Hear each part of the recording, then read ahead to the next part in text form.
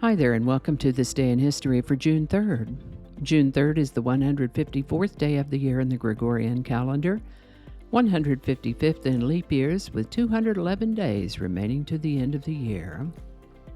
Today's word is predecessor. Predecessor is a noun that means one that came before in position, rank, or time. For example, the new CEO plans to build on the successes of his predecessor, or the new smartphone offers vast improvements over its predecessor. Predecessor can also refer to an ancestor. Predecessor came to us through Middle English, Anglo-French before that, ultimately from Latin. First known use of the word predecessor is in the 1300s. Predecessor. Remember, if you have a word you'd like me to explore in this Word of the Day segment, drop it in the comments. We'll talk about it. And with that, Hernando de Soto claimed Florida for Spain on June 3rd, 1539. The first long-distance power transmission line in the United States was completed on June 3rd, 1889. This line ran 14 miles or 23 kilometers between a generator at Willamette Falls and downtown Portland, Oregon. This is the birthday of American actor Tony Curtis, born June 3rd, 1925. He acted in more than 100 films over the course of his career. He's the father of actress Jamie Lee Curtis. Tony Curtis lived to the age of 85. This is the birthday of American poet Allen Ginsberg. He was born June 3rd, 1926, and is best known for his poem Howl. Allen Ginsberg lived to the age of 70.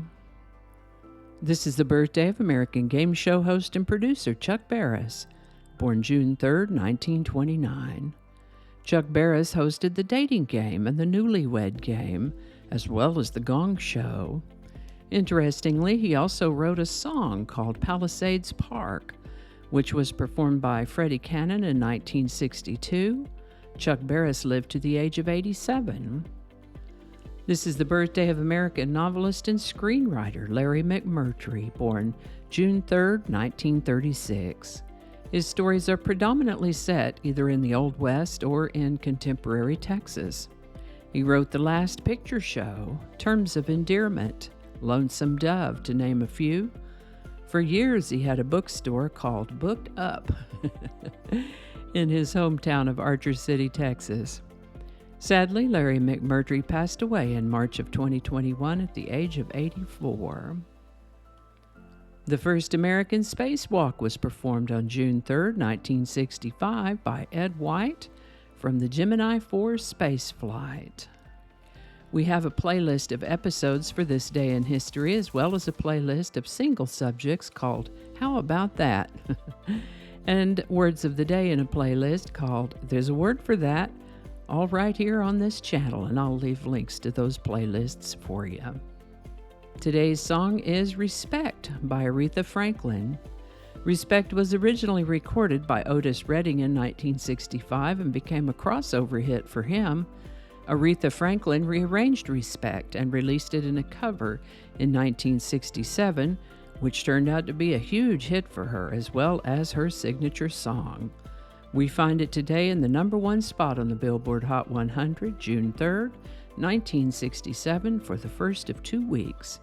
Respect by Aretha Franklin. Link in the description. Alrighty, thank you so much for watching. Consider subscribing if you haven't already. Feel free to share this video with a link in your email, messaging, or social media. If you enjoy this series, you can check out the playlist that contains these videos. I'll put a link to that in the description. That description lives on YouTube, so for other platforms, I'll include a link to my blog page that's called No Really. You can also find me on Rumble, BitChute, and Odyssey. All those links in that description. Alrighty, that's all I can think of right now. Thanks again, and I'll see you next time. Alrighty, back to work. I think we got it this time.